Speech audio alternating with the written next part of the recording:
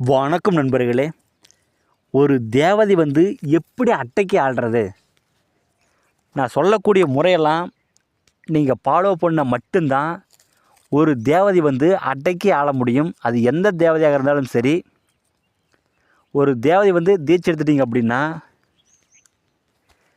செருப்பு போடக்கூடாது, அதிகமாக பொய் பேசக்கூடாது, நீங்கள் வந்து யார் வீட்டிலையுமே வந்து சாப்பிடக்கூடாது, உங்கள் வீட்டில் மட்டும்தான் சாப்பிடணும்.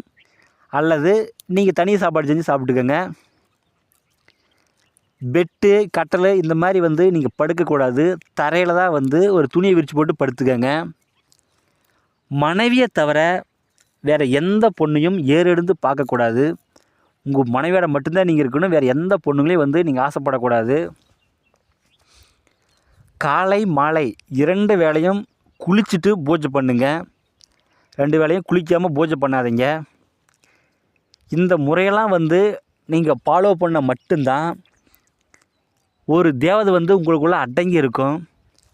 இப்போ இருக்கிற மந்திரவாதிகளாம் வந்து இதை பற்றி யாருமே சொல்கிறதில்ல. ஏன்னா அவங்களுக்கே அதை பற்றி தெரியாது. 100க்கு 90% வந்து இந்த காலத்தில் வந்து எல்லாம் ஏமாத்துகிற மந்திரவாதி தான் இருக்கிறாங்க.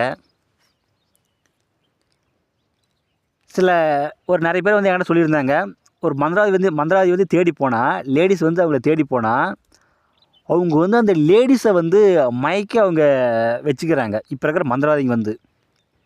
ஏன்னா இந்த மாதிரி எப்பொழுதுமே சரி பண்ணவே கூடாது. நீங்கள் ஒரு மாந்திரீகவாதியாக ஆகணும் அப்படின்னா நான் சொன்ன முறையெல்லாம் ஃபாலோ பண்ணுங்க.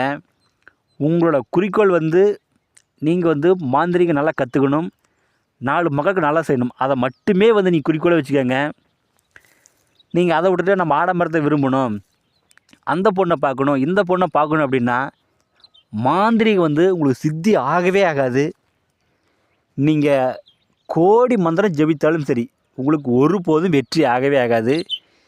இதெல்லாம் தெரிஞ்சுக்கங்க. மாந்திரிகம் பழகிறவங்களும் சரி இல்லை மாந்திரிகம் செய்கிறவங்களும் சரி இந்த ரகசியமெல்லாம் தெரிஞ்சுக்கங்க.